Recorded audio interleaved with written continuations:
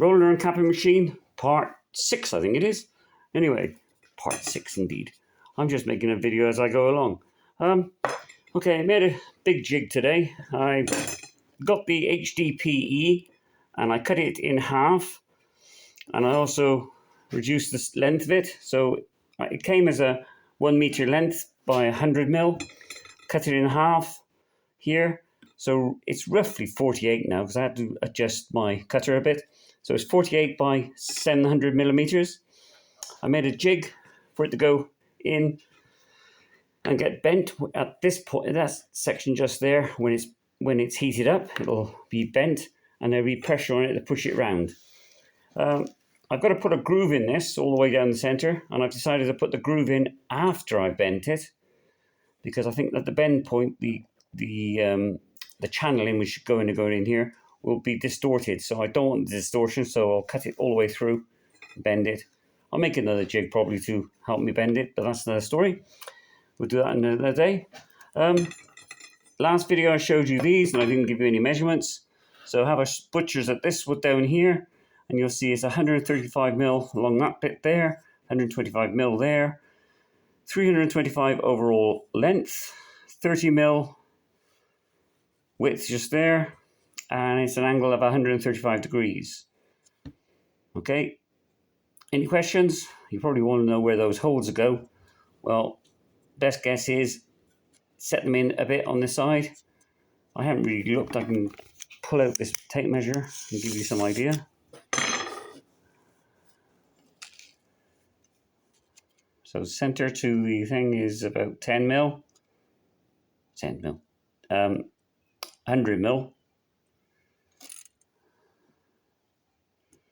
And that, I think it's 15, yeah. 15 and 15 on that one there as well.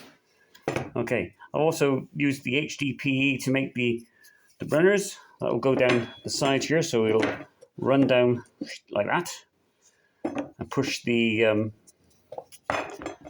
frame through the roller and capper part. So I've made 2 of those out of the spare bits that's come off the end of the HDPE. I used a bandsaw to cut them, so it's left with a very rough edge. Rough edge was like that. You can see it. It's a very rough edge. Angle grinder flapper, clean those up, no problem at all. Just a gentle touch, and they come up nicely. I've got to make a groove in there. There's already wood screw in there just to hold that bit in place. I've got to make a groove in there, and I've got to drill a hole, that one there, all the way through. I had to make a jig so I could cut it easier. So an extra jig. If you remember it, that's that bit.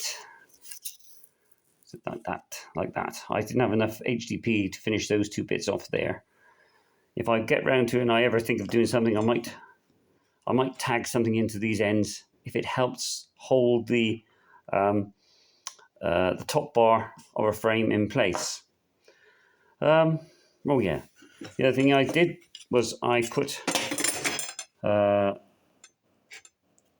countersunks in these so that this bit can be held tight, well, can be held in place to get from the other side, and the countersunk bolts can be put on there.